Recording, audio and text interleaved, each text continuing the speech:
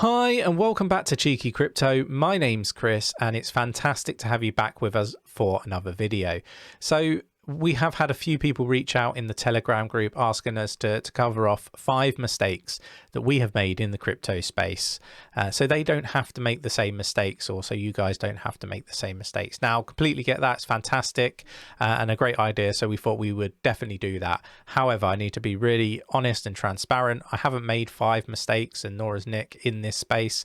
I don't know if this is because we're real methodical thinkers, risk averse, and really have to think things through before sort of jumping in with both feet, or whether we've just been really lucky and researched things thoroughly.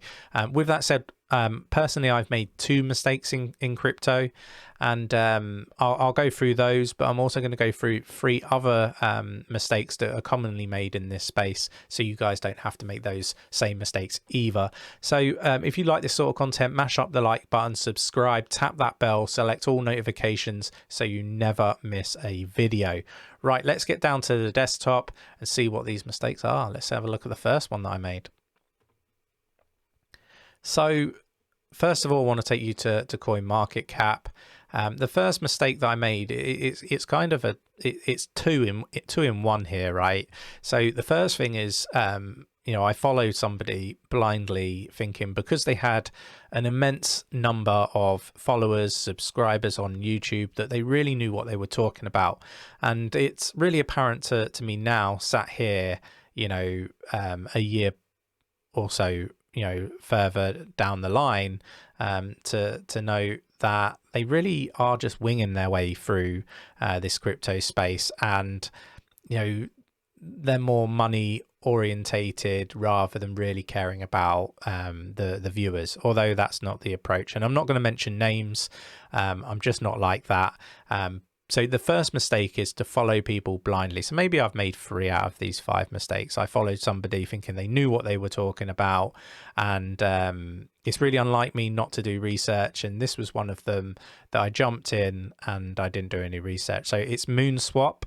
Now this is a yield farming protocol, and it's not really to do with the price, right? And you can probably guess where I started to hear about it was probably about here, and it was over $2.50 at the time.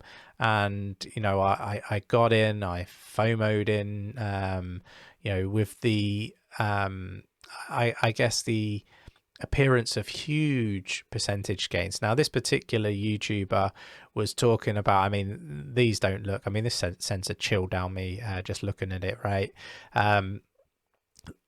These APYs were like in the thousands, right? And this YouTuber was telling me, and the rest of their audience, that they were making tens of thousands of dollars every day, but they weren't really covering the risks associated with yield farming, right? And that's where I got caught out, right? Because there's 2 tokens in this pool, and one token lost value, and the other didn't, and basically I ended up exiting at a loss. And the percentage yield went down literally like massively, from thousands to hundreds to less than that, right? Quite rapidly.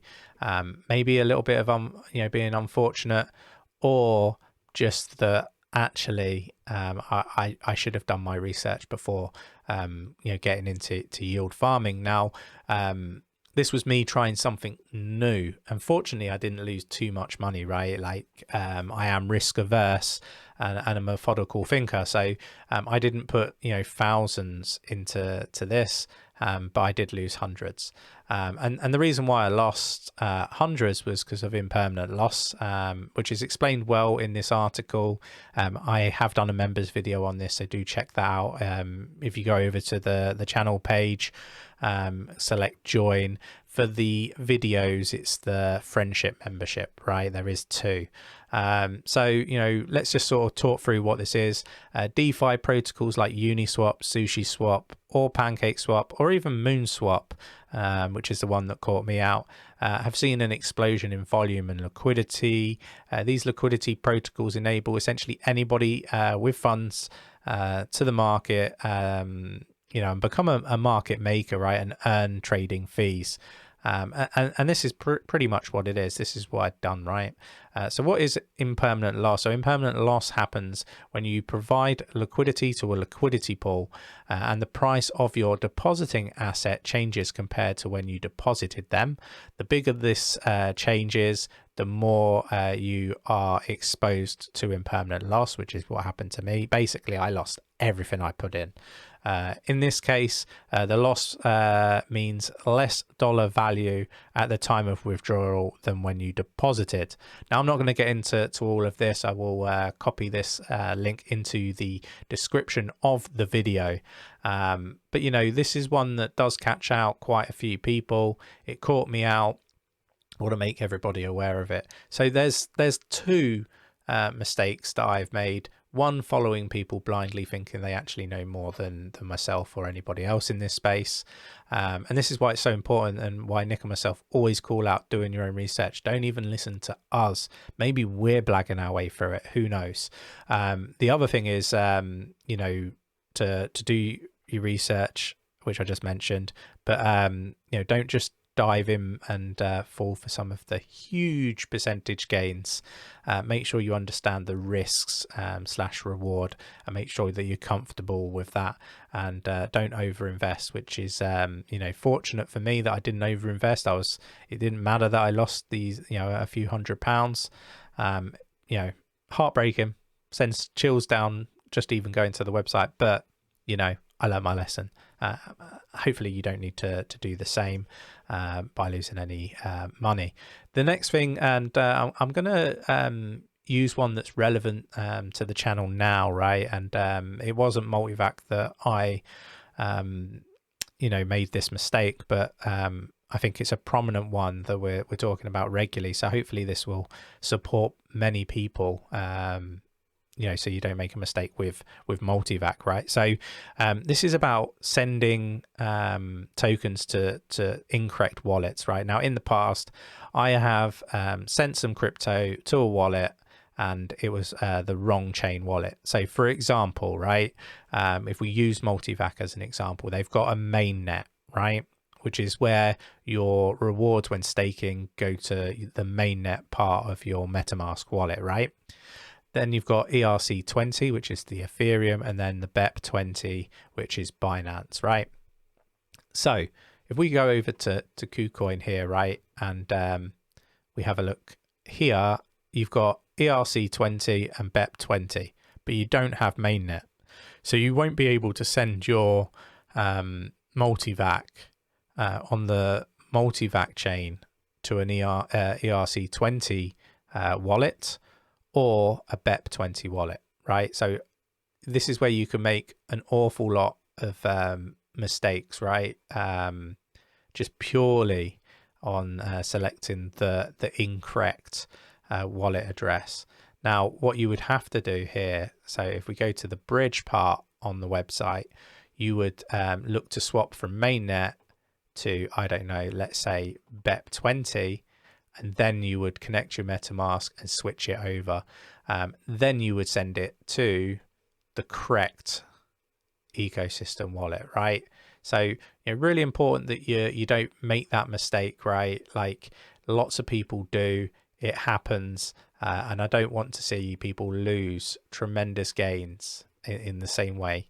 Now, I lost a lot of money doing this previously, and the other thing that I always say is do a test transaction, make sure that it goes through before doing the bulk of it, because if you send it to the wrong wallet, you potentially run the risk of losing all of that crypto. So really important that you don't make that mistake. So there are a couple of other mistakes that I want to highlight. Now, I haven't made these mistakes, fortunately. So the next one is actually, if we go back to the desktop, I kind of left the desktop a little bit too early.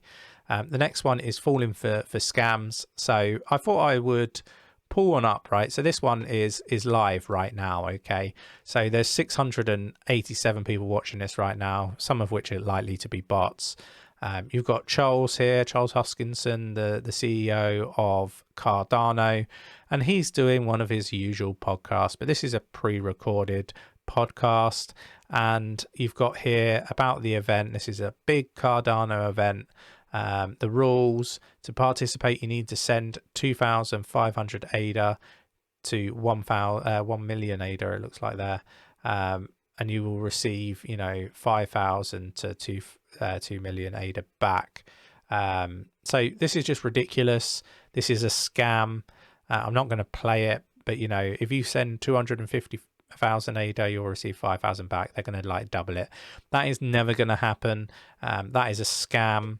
And it's a shame that these are being allowed to run on this particular platform. It's a real shame. But if anybody asks you to send them crypto to get a higher number of crypto back in return, that is a scam. Nobody's going to do that. Cardano will never do that. Ethereum will never do that. You'll never get anybody doing that with Bitcoin. Do not fall for this scam. And then just one more really, and that is backing up your password. So we always say don't keep your crypto on an exchange.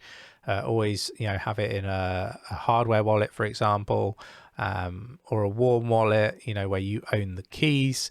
Now with that said, you have to back up these wallets. Now there are horror stories where people have left their crypto on a laptop, for example, or they've backed it up on a laptop and the laptop's dead, been stolen, lost, binned, whatever.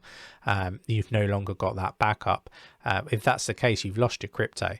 If you haven't got access to the wallet. So it's really important to make sure that you make hard copies, keep them somewhere safe, and keep them a secret.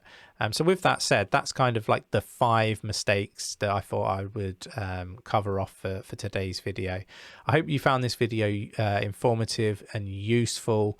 Let me know in the comments below if there's any other mistakes that you've made, or somebody that's made this particular mistake and I haven't covered it today. We should really support one another in keeping safe in this crypto space.